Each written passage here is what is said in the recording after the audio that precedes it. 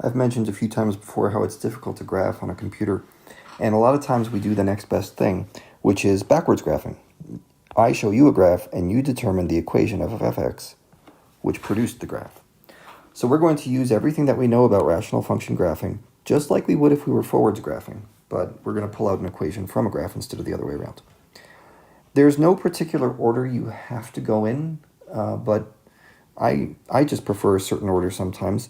I like to start with things that are very easy to know where they belong in this rational equation that I'm going to build. Remember what the format of this is. You have vertical asymptotes and holes on the bottom, but holes are the ones that are a repeat factor. So if there's a hole in the function, it appears both on the top and bottom of the equation. And x-intercepts live only on the top. So let's go through this and start building ourselves a function. And I might need a little more room here. Yeah, I'm going to need a little more room. So let's bring this down here and just shrink you a little bit. Shrink, thank you. All right. So where do the x-intercepts live? Well, I see one x-intercept right here. Give me a pen back.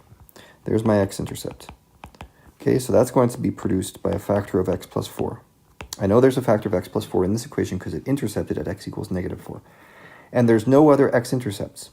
If you don't see any blue dots, you can assume that means there's no more x-intercepts. These lines just go off forever, but they don't actually ever touch the x-axis. Okay. Now, what's next? We could use some vertical asymptotes in our equation.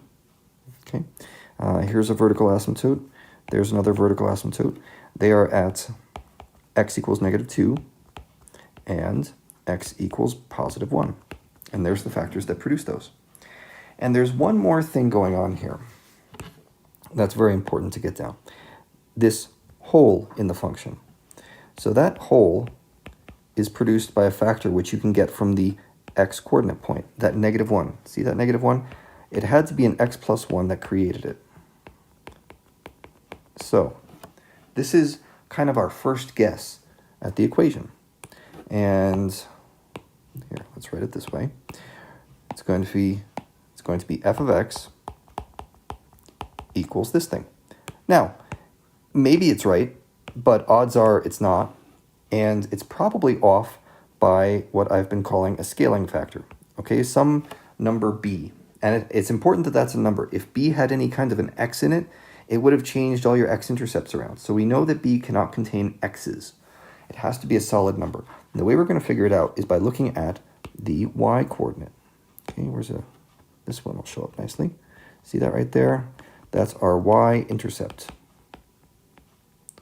So what is the y-intercept of this? It's y equals positive 4. So when x equals 0, I'm going to get this.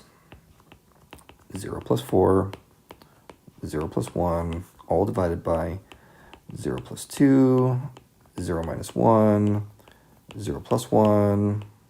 And that whole thing has to be equal to 4, because that is the y-intercept. So let's go ahead and solve this equation and figure out what b is. So this is b times 4 times 1 divided by 2, negative 1, and 1. Okay, simplify that a little bit more. And on the top we have 4b. On the bottom we have negative 2. So that means 4b equals negative 8. And that means b equals negative 2. So now I'm ready to write that equation. And I'm just going to do this looking at the top one. Okay. This is going to be f of x equals negative 2 times x plus 4 times x plus 1 divided by x plus 2, x minus 1, x plus 1. So almost all the information we actually had very, very soon in the process. The last bit was just figuring out what the y-intercept was, or figuring out how to make the equation match the y-intercept that was in the graph.